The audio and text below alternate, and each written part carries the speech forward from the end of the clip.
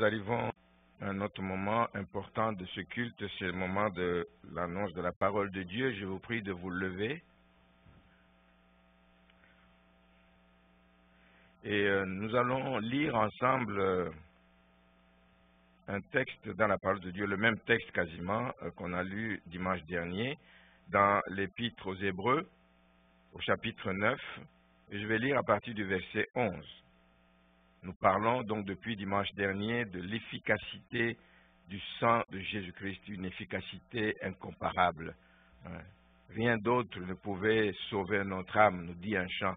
Rien ne pourrait sauver mon âme, rien que le sang de Jésus-Christ. Il est efficace. Nous lisons à partir du verset 11, « Mais Christ est venu comme souverain sacrificateur des biens à venir. Il a traversé le tabernacle plus grand et plus parfait, qui n'est pas construit de main d'homme, c'est-à-dire qui n'est pas de cette création. » Et au verset 12, « Et il est entré une fois pour toutes dans le lieu très saint, non avec le sang des boucs et des veaux, mais avec son propre sang, ayant obtenu une rédemption éternelle.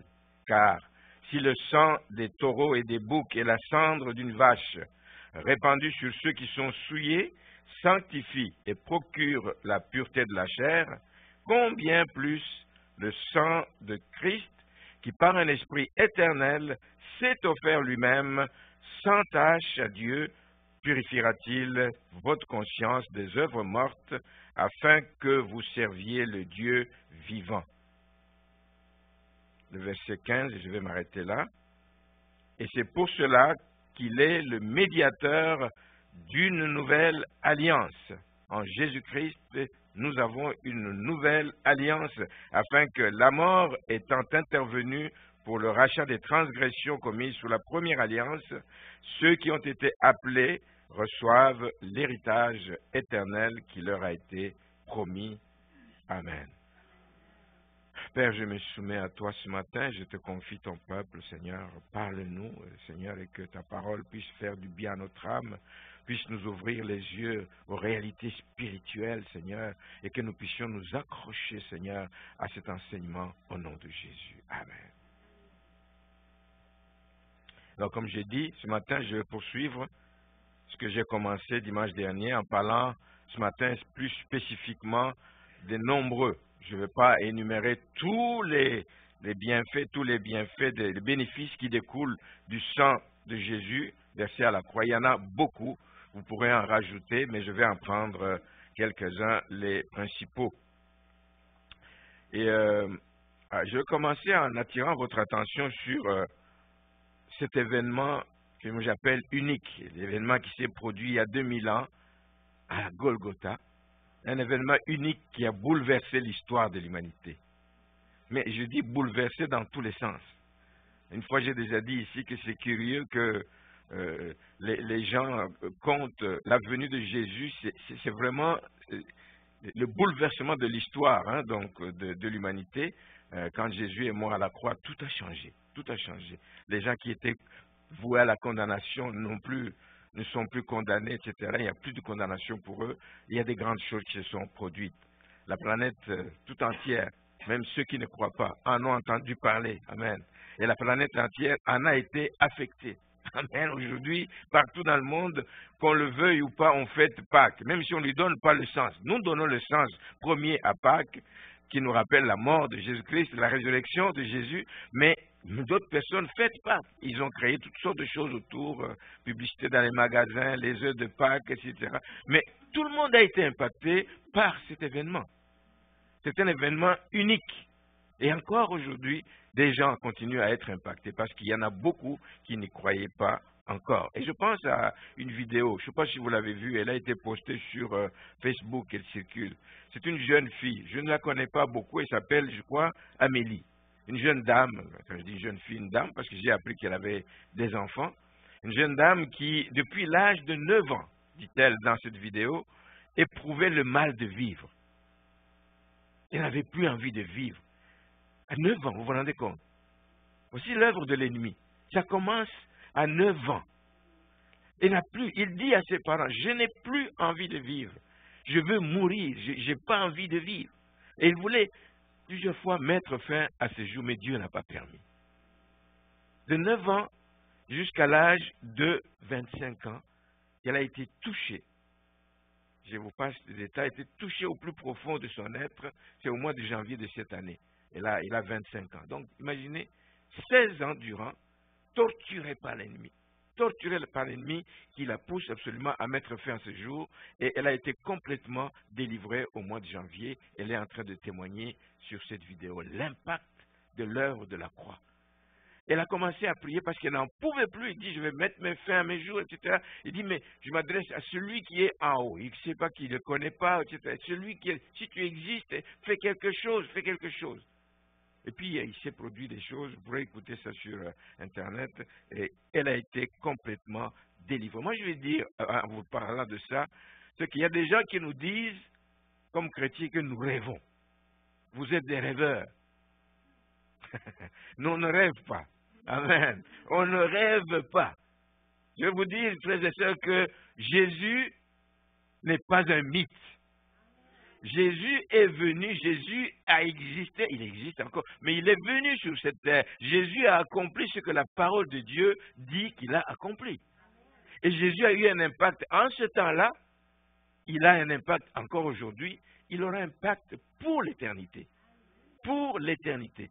Alors, à ceux qui disent que nous rêvons, bien, je vais vous dire ce matin que Jésus est vivant. Amen. Et il continue à tendre la main à ceux qui ne le connaissent pas. Il continue à tendre la main parce qu'il veut encore sauver, il veut encore guérir, il veut encore bénir, il veut encore relever, il veut encore défendre la cause des faibles.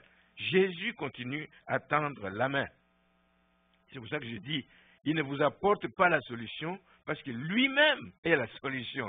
Et c'est encore mieux, amen, de marcher avec la solution, de dormir avec la solution, de manger avec la solution. Partout où vous êtes avec la solution. Vous ne cherchez pas la solution, mais vous l'avez en vous et avec vous. Jésus n'est pas un mythe.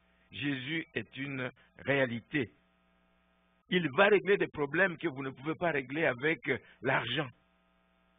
Il va régler des problèmes que vous ne pouvez pas régler avec la science. Il y a des niveaux où la science dit stop there, donc nous ne savons plus quoi faire, nous, notre connaissance se limite là. Mais Jésus va au-delà de ce que la science ne peut pas faire. Il n'est donc pas un mythe et il faut lui faire confiance simplement et vous voyez comment il agit donc avec vous. Et ça, je pense que c'est la plus belle nouvelle que le monde doit entendre. Pas qu'on a envoyé des gens sur la Lune, ça c'est une information passagère. C'est une information qui passe. Mais la plus bonne nouvelle, la plus belle nouvelle de tous les temps, et que les gens doivent entendre encore aujourd'hui, c'est que le sang de Jésus est capable de délivrer. C'est que le sang de Jésus-Christ est la source de salut. Le sang de Jésus. C'est l'espoir de l'humanité. C'est l'espoir de l'humanité. Vous savez, il y a des gens qui se contentent en disant je suis membre d'une église, pas seulement membre, même je suis membre engagé. Je porte l'œuvre, je porte l'œuvre. Mais le fait d'être membre, ce n'est pas ça qui va t'ouvrir les portes du ciel. Non. Le fait de donner ta dîme, ce n'est pas ça qui va t'ouvrir les portes du ciel. Rien du tout. Ce n'est pas ça. Le fait d'accomplir de bonnes œuvres. J'entends souvent beaucoup de gens, des collègues, quand je travaillais encore, moi, tous les vendredis, j'ai fait mon action, mon bonne action, parce qu'il y a un monsieur là en bas de l'escalator. Chaque matin, vendredi, je lui donne un billet de $5. Alors, je prépare mon ciel. Non, non, bien aimé, non. Les gens se trompent énormément, etc. Et donc, la plus belle nouvelle que le monde doit besoin d'entendre, c'est que le sang de Jésus-Christ sauve. Le sang de Jésus-Christ est porteur du message de la grâce. Et c'est un message continuel, continuel. Jésus a tout payé une fois pour toutes, nous l'avons dit dimanche dernier. Ce message continue à résonner dans les oreilles des gens. Il a payé la rançon, il a payé. On n'a plus rien à payer. Il a payé la rançon pour nous libérer du jugement. Il l'a payé, frères et sœurs. Et donc, s'il y a quelque chose que nous devrions faire pour le bien de nos frères, de nos sœurs qui ne le connaissent pas, c'est de prêcher Christ et Christ crucifié. Il y a un jeune homme c'est dans un village d'Angleterre, semble-t-il, où il y avait une église, tu sais, les gens de vieilles églises avec une arche, et puis en haut, c'est comme une arche avec en forme de triangle comme ça. Ça remonte, je ne dirais pas comme un minaret dans les synagogues et autres. Non, mais c'est une arche qui vient au devant de l'église. Vous connaissez le style des anciennes églises. Il était écrit au-dessus de cette arche-là, nous prêchons Christ crucifié. Très bonne nouvelle. Les gens qui passent, ils disent, oh voilà, on prêche Christ crucifié. Et pendant des années, les messages dans cette église tournaient autour du sacrifice de la croix de Jésus-Christ, qui est le message central de l'évangile, qui est donc le message central qu'on doit prêcher dans les églises. Pendant des années, les prédicateurs se relayaient sur la chair. Oh, nous prêchons Christ crucifié. Mais le temps passe. Une autre génération arrive. Les temps ont changé. Les jeunes viennent avec de nouvelles notions, etc. Et une autre génération de prédicateurs a considéré comme le message du sang de Jésus est complètement dépassé. Il est même répugnant, je l'ai dit dimanche dernier. Aujourd'hui encore, il y a des églises qui n'en veulent pas parce qu'ils disent que c'est répugnant de parler trop de sang. Mais ceux-là ont commencé dans cette église à donc axer leur prédication sur les exemples de Christ. Christ allait de lieu en lieu faisant du bien aux gens. Alors, on ne prêchait plus sur la guérison qu'il apportait, les bienfaits qu'il faisait aux gens, etc. Mais très peu, si pas du tout, sur le salut qu'il y a en Jésus-Christ. Le salut. Le salut est bien plus important que toutes ces actions sociales qui font du bien, évidemment, aux gens. Et c'est de parler du sacrifice de Jésus-Christ. Alors, après quelques années, évidemment, de ce genre de prédication, on constate qu'il y a une plante. Alors, ça s'appelle le lierre. Le lierre, je ne sais pas si vous connaissez, c'est une plante rampante, je crois. Hein? C'est une plante rampante qui se colle au mur, qui peut monter, et puis il couvre même la façade de certains murs de bâtiments, etc. Le lierre, c'est une plante qui a commencé à grimper jusqu'à cette arche. Elle a commencé par recouvrir la dernière partie. Nous prêchons Christ. Crucifié n'apparaissait plus. Personne ne s'est soucié de ça. Et puis la plante a continué à se développer, évidemment. Elle est envahissante. Elle est envahissante. Et j'ai lu même qu'elle peut tuer un arbre. Quand un arbre est entouré par le lierre, là, il peut tuer, étouffer l'arbre. Donc l'arbre ne peut plus se développer. Donc ça a caché la partie. Nous prêchons Christ crucifié. Crucifié a disparu. Quelques mois, quelques temps après, c'est Christ qui a disparu. Il est resté, nous prêchons. Dans cette église, nous prêchons. Et c'est tout ce qu'il faisait. Il prêchait et il parlait de tout sauf de Christ crucifié. Et on a concentré tous les messages là-dessus sur des questions sociales, sur des questions politiques, sur des questions de pandémie. Non, ce n'est pas l'objet de notre prédication. Moi, j'ajoute pandémie, mais ce n'est pas l'objet de notre prédication. Non, nous prêchons Christ crucifié qui peut mettre fin à cette pandémie. Amen. Mais nous ne prêchons pas sur la pandémie, les méfaits du vaccin, comme disent certaines personnes. Or, l'œuvre de la croix, bien-aimée, vise principalement le salut de l'âme. Le salut de l'âme. Les besoins spirituels d'une personne. C'est là la prédication de la croix. C'est pour les besoins spirituels de la personne et non les besoins sociaux. Ça, c'est des choses qui viennent comme des bonus. C'est des bonus. Toutes choses. Cherchez premièrement le royaume et la justice de Dieu et tout le reste vous sera donné par-dessus. Le message principal, c'est le salut de l'âme. Alors, la plante a continué, évidemment, à pousser sur l'arche jusqu'à couvrir le mot Christ. Il ne restait plus que nous prêchons. C'est ça qui arrive dans une église, frères et sœurs, quand on néglige le message central de la Bible. On va être envahi, comme cette plante envahit cette écriture qu'il y avait en haut, nous allons être envahis par toutes sortes d'autres types d'enseignements qui viendront étouffer la foi des fidèles. C'est ça le risque et c'est ça le danger. Alors ici, continuons sur cette lancée avec le sang de Jésus-Christ. Qu'est-ce qui donne la puissance au sang de Jésus-Christ? Ce qui donne la puissance au sang de Jésus et qui fait de ce sang de Jésus le sacrifice parfait, c'est que les trois personnes de la divinité, de la Trinité, le Père, le Fils et le Saint-Esprit, étaient impliqués, étaient engagés dans le moment de sacrifice de Jésus-Christ à la croix. C'est ce qui donne la puissance. Nous lisons ça au verset 14 que nous avons lu. On dit ceci. combien plus le sang de Christ qui s'est offert lui-même sans tâche. Donc, Christ s'est offert lui-même d'abord.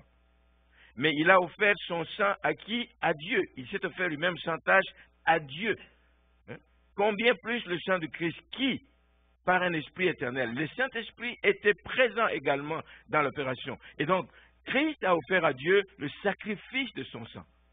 Il a sacrifié son sang sans tache, ce sang pur. Il pouvait donc ôter le péché parce que c'était le sang pur, et contrairement au sang des boucs et des taureaux, etc., qui ne fait que couvrir le péché lors des sacrifices annuels. Le Fils était présent forcément parce que c'est lui qui s'est offert. Il dit dans sa parole que personne, dans Jean 10, le verset 18, personne ne m'a ôté la vie. Personne ne me l'ôte, mais je la donne moi-même. Il s'est offert volontairement. Parce qu'il dit, j'ai le pouvoir de la donner, j'ai le pouvoir de la reprendre. Tel est l'ordre que j'ai reçu de mon Père. Donc, Jésus-Christ l'a fait, puisqu'il l'a fait en obéissance à ce que la volonté de son Père. C'est pour ça que ce sacrifice est d'une grande valeur. Ce que nous faisons-le par obéissance, ne le faisons pas par pression quelconque. Dans 1 Samuel 5, 22, 15, 22 plutôt, l'Éternel trouve-t-il du plaisir dans les holocaustes et les sacrifices, comme dans l'obéissance à la voix de l'Éternel? Non. Voici, l'obéissance vaut mieux que les sacrifices. Jésus s'est offert lui-même parce qu'il a obéi à la voix de son Père. Et comme je dis, le Saint-Esprit était pleinement engagé dans l'offrande de Jésus-Christ, parce que Jésus-Christ était homme. Il a souffert, il avait la chair, il a souffert. La chair voyait ce que représentait la souffrance de la croix, il voyait vers où il allait, et la chair pouvait avoir tendance à résister. Et l'ennemi va insister dessus, mais sens-tu ce qui arrive, vois-tu ce qui arrive, etc. La chair pouvait résister, comme nous dit Galates, Galates 5, au verset 17, que la chair a des désirs contraires à ceux de l'esprit, et l'esprit en a de contraires à ceux de la chair. Ils sont opposés entre eux, afin que vous ne fassiez point ce que vous voudriez. La chair va vous pousser toujours à faire autre chose que ce que vous voudriez faire. Mais le Saint-Esprit est là pour nous aider aussi à résister à tout ce que la chair nous pousse à faire, comme le Saint-Esprit a aidé donc Jésus à pouvoir aller jusqu'au bout de sa mission. Le Père était là parce que c'est à lui qu'on offrait le sacrifice, Jésus lui-même s'est offert, mais le Saint-Esprit était là aussi pour que cette mission soit accomplie, parce qu'elle était salutaire pour l'humanité. Voilà, à ce jour où nous parlons de la fête d'action de grâce, nous avons tendance, je l'ai dit en début de réunion, à mettre l'accent sur les bienfaits de Dieu, les bienfaits matériels, les physiques, etc., ce que nous avons, etc., belle maison, etc.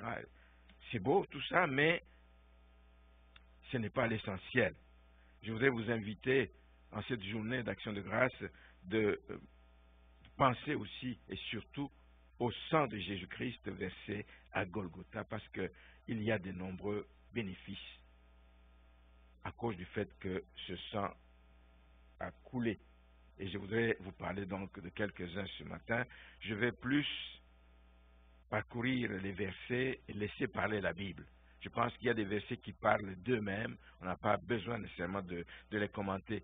Le premier bénéfice, le bénéfice important que nous retirons du sacrifice de Jésus-Christ à la croix, de ce sang qui a été versé, c'est que nous sommes rachetés, nous sommes délivrés de la puissance des ténèbres par le prix du sang de Jésus-Christ. Nous avons été rachetés.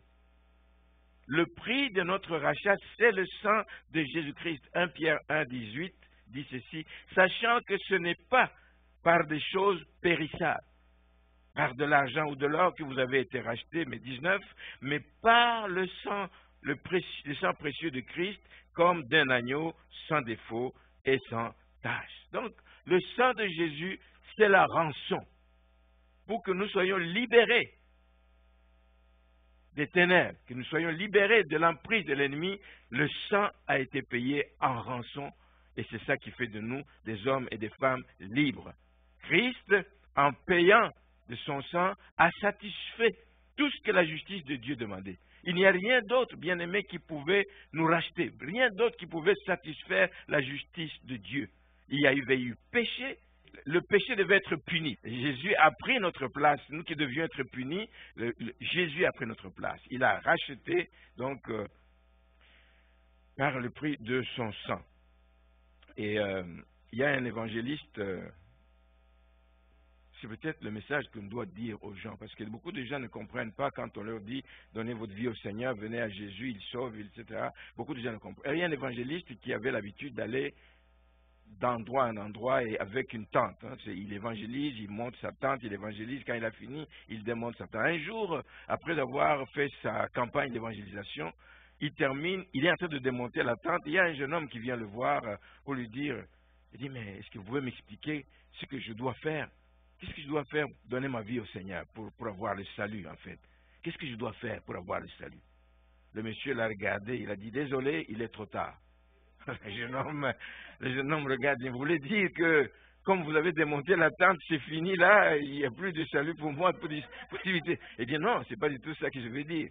C'est trop tard parce que ce que vous auriez pu faire, qui n'aurait de toute façon pas satisfait à la justice de Dieu, quelqu'un d'autre l'a fait. Jésus l'a déjà fait. Tu n'as rien à faire pour avoir le salut.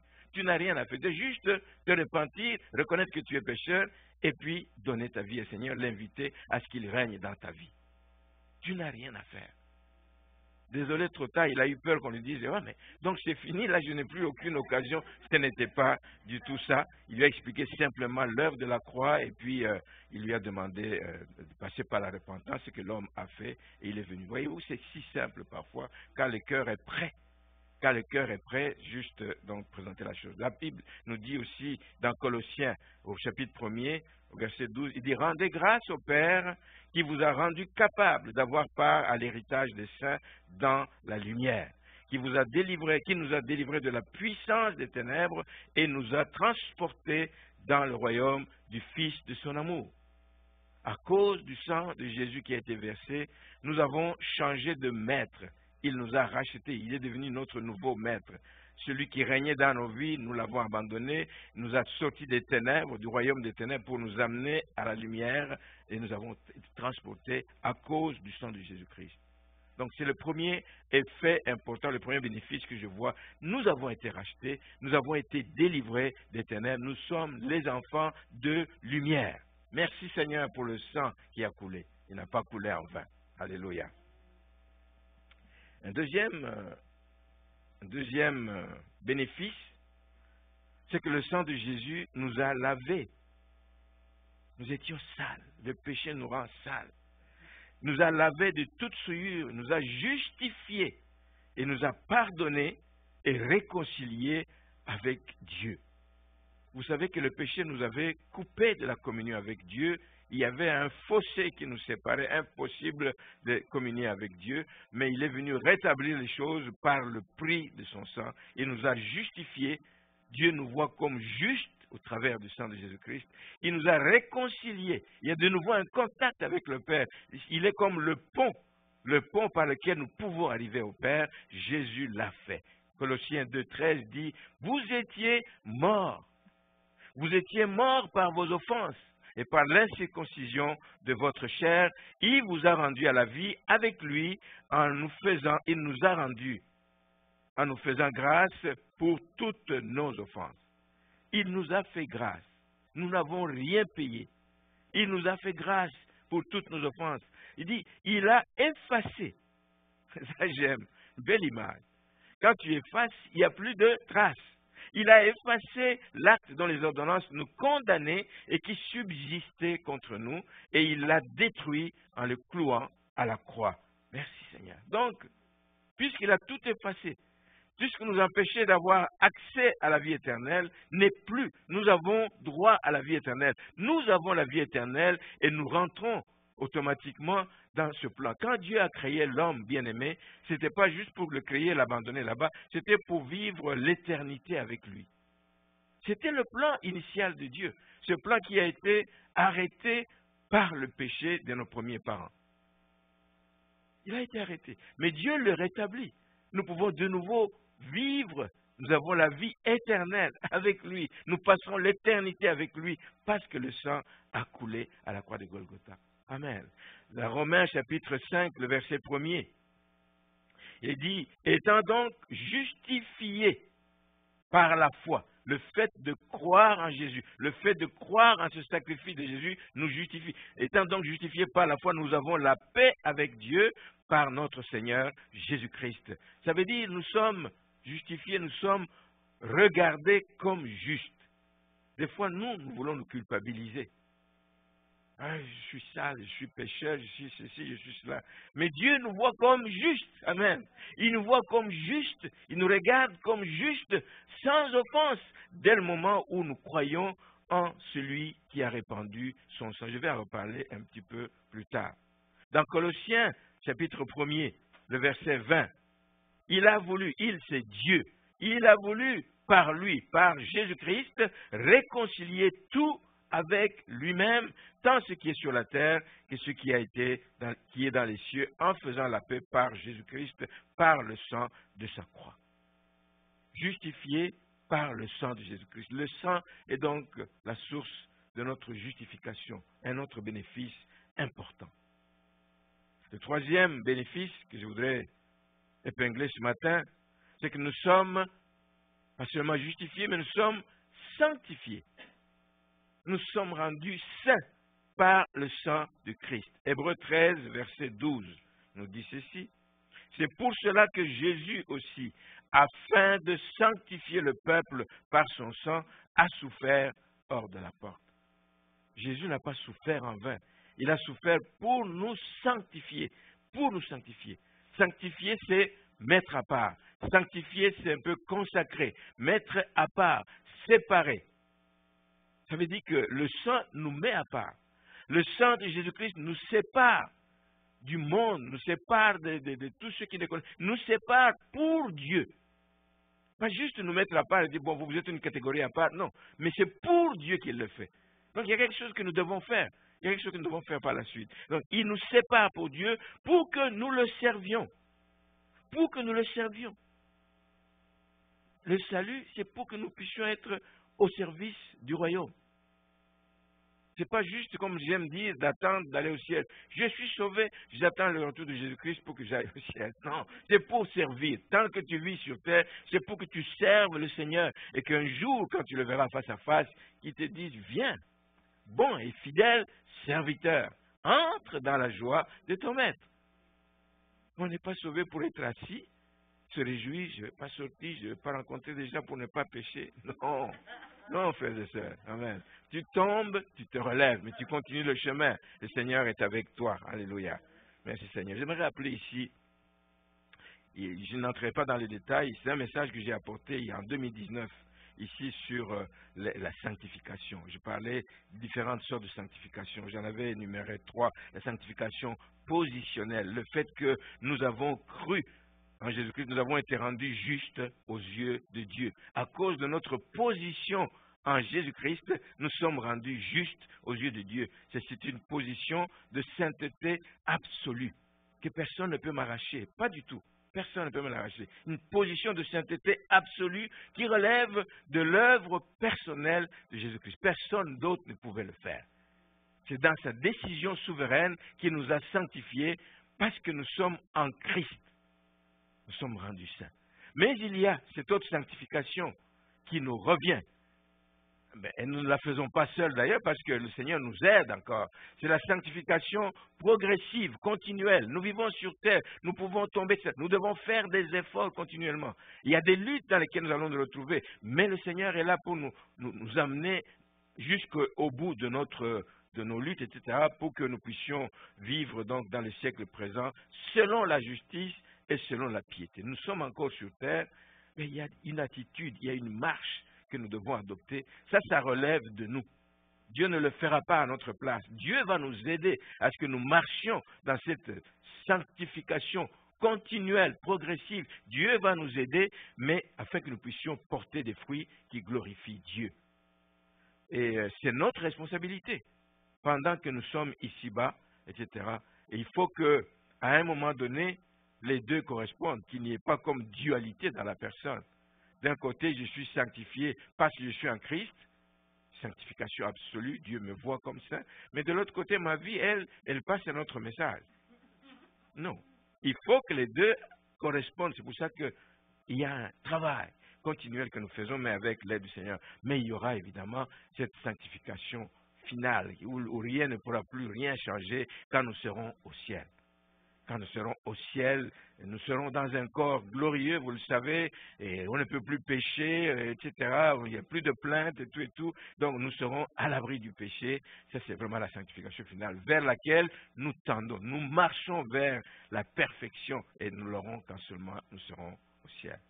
Donc, nous sommes sanctifiés par le sang de Christ.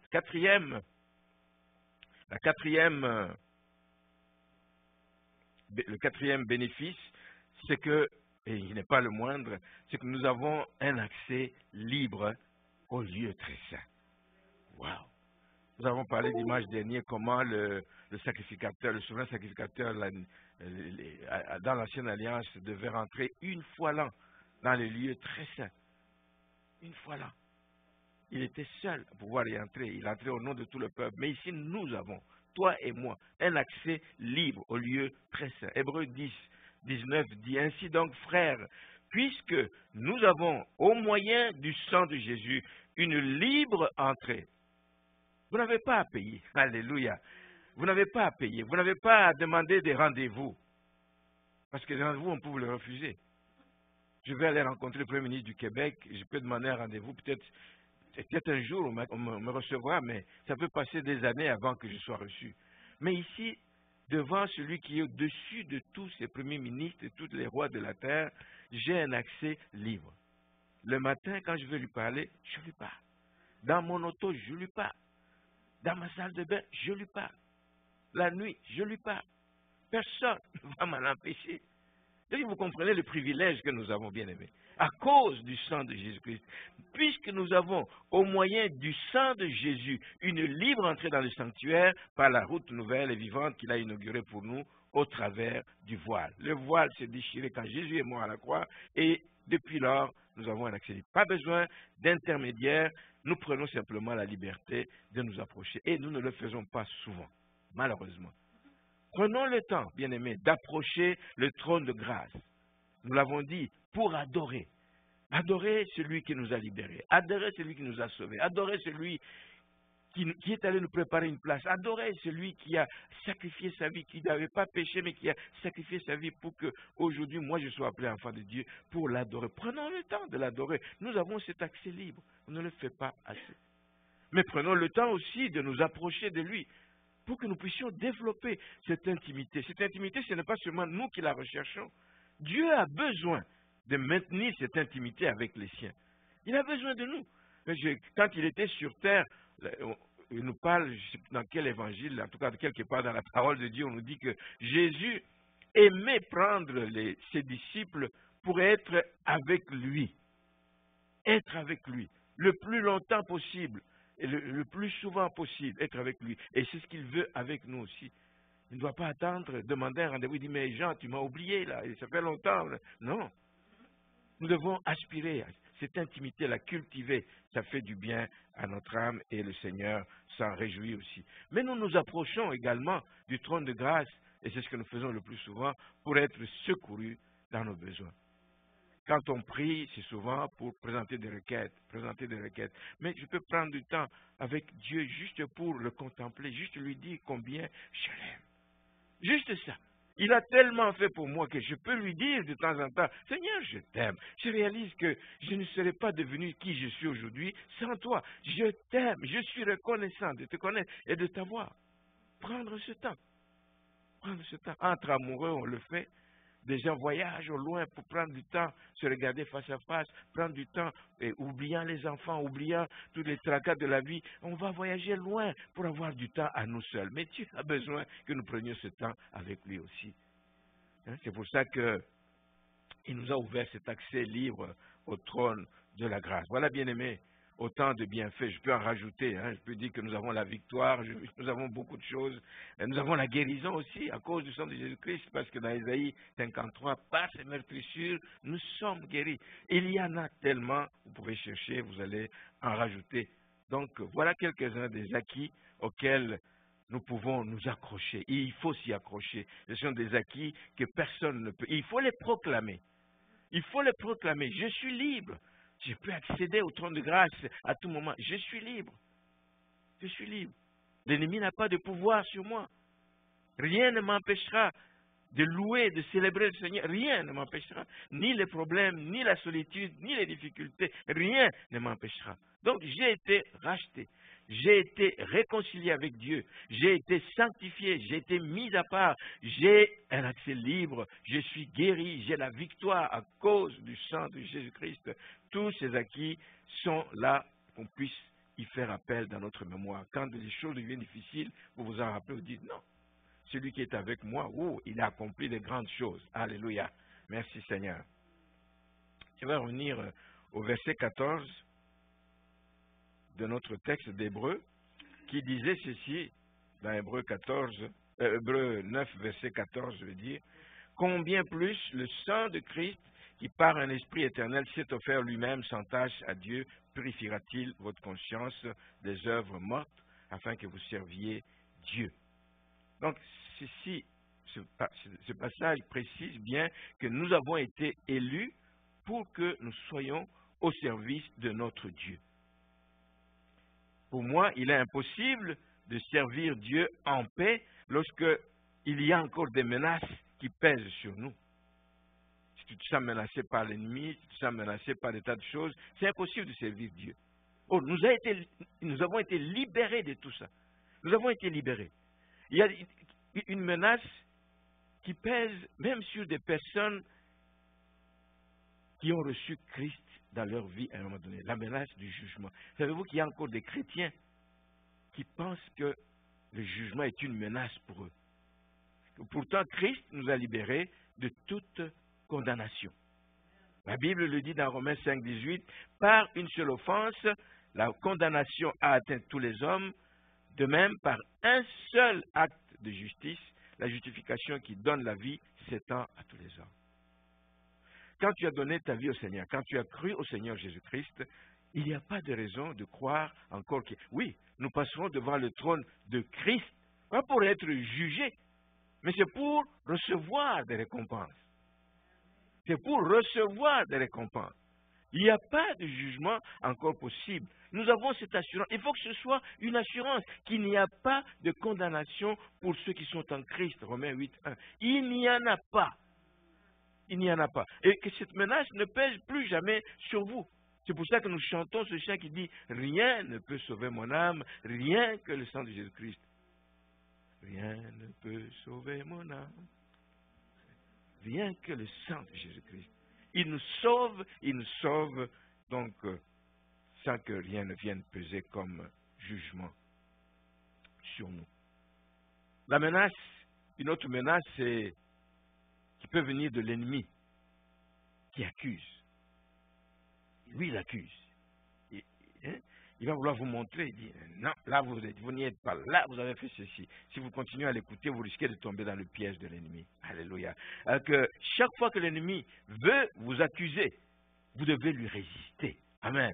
Vous allez lui résister avec quoi? Avec tous ces bénéfices que vous avez reçus de la croix. Eh, tu mens. Tu as été vaincu il y a 2000 ans. Alléluia. J'ai été sauvé par le sang de Jésus. J'ai été lavé. Je suis saint, sanctifié par le sang de Jésus-Christ. Résistez à l'ennemi en lui présentant cela. Et à ce moment-là, cette menace tombe. L'ennemi ne doit pas t'accuser car Christ a déjà offert son sang pour nous purifier une fois pour toutes. Je n'ai plus rien à payer. Ne viens pas me raconter des choses. Je n'ai plus rien à payer. Tout a été payé à la croix pour moi. Alléluia. Merci Seigneur. Mais il y a ce sentiment de culpabilité qui peut aussi être une menace dans la vie des enfants de Dieu. Et j'ai connu personnellement quelqu'un dans l'église. Il est dans l'église depuis 20 ans, 30 ans.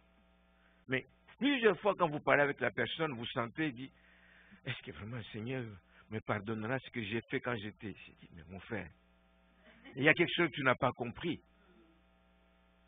La culpabilité continue à ronger cette personne. 30 ans après, il aurait dû être ici ce matin pour écouter ce message. 30 ans après, la culpabilité, c'est une menace qui peut troubler la conscience de quelqu'un. Troubler la conscience de quelqu'un, bloquer quelqu'un au point de commencer à douter de son salut. Et ça, c'est grave. C'est grave que ça ne vous arrive jamais. Toute sa vie, il a été dans l'église, il a donné sa dîme, il a servi le Seigneur, etc. Il a fait peut-être des repentances, je ne sais pas combien de fois dans sa vie. Mais 30 ans après, il continue à vous dire, je ne suis pas sûr, est-ce que Dieu me pardonnera ce que j'ai fait à telle époque de...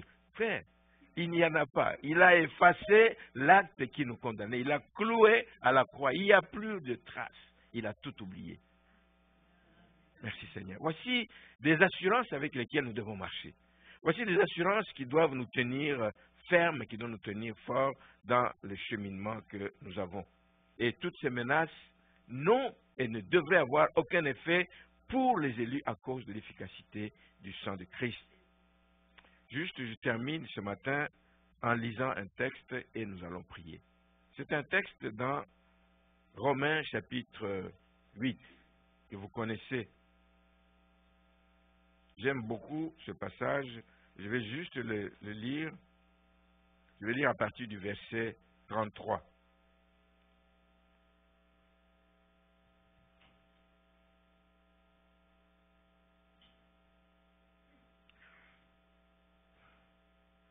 Qui accusera les élus? Vous en connaissez un? Il y a un qui va tenter, qui va essayer, mais il n'a aucun pouvoir de m'accuser. Je refuse ces accusations parce que pour moi, le prix a été payé. Qui accusera les élus? C'est Dieu qui justifie. Quand Dieu m'a justifié, tu n'as plus d'accusation à me présenter. Qui les condamnera? Alors que Christ est mort. Bien plus, il est ressuscité, il est à la droite de Dieu et il intercède pour nous. Qui nous séparera de l'amour de Christ? Est-ce que c'est la tribulation, ou l'angoisse, ou la persécution, ou la faim, ou la nudité, ou le péril, ou l'épée? Selon qu'il est écrit, c'est à cause de toi qu'on nous met à mort tous les jours, qu'on nous regarde comme des brebis destinées à la boucherie. Mais dans toutes ces choses, nous sommes plus que vainqueurs. Alléluia. Nous sommes plus que vainqueurs par celui qui nous a aimés. Car j'ai l'assurance. Ce qui me tient, c'est cette assurance que ni la mort, ni la vie, ni les anges, ni les dominations, ni les choses présentes, ni les choses à venir, ni les puissances qui se dressent, etc., contre nous, ni la hauteur, ni la profondeur, ni aucune, mais alors aucune créature ne pourra nous séparer de l'amour de Dieu manifesté en Jésus-Christ, notre Seigneur. Alléluia, alléluia. Voici un texte qu'on devrait lire, méditer plus souvent, qui nous réveille, qui nous garde alerte, qui nous donne la force, qui nous permet de tenir ferme, qui nous permet de marcher tête haute, frères et sœurs. Peu importe ce que les gens pensent autour de moi, peu importe ce que les gens me racontent, peu importe, Christ m'a élu. Je fais partie des élus de Dieu. Alléluia. Il m'a élu. Je n'ai rien fait pour ça. Je n'ai pas de mérite. C'est par amour qu'il a aimé le monde, qu'il a envoyé son Fils pour venir nous chercher. Alléluia. Inclinons nos têtes dans la prière.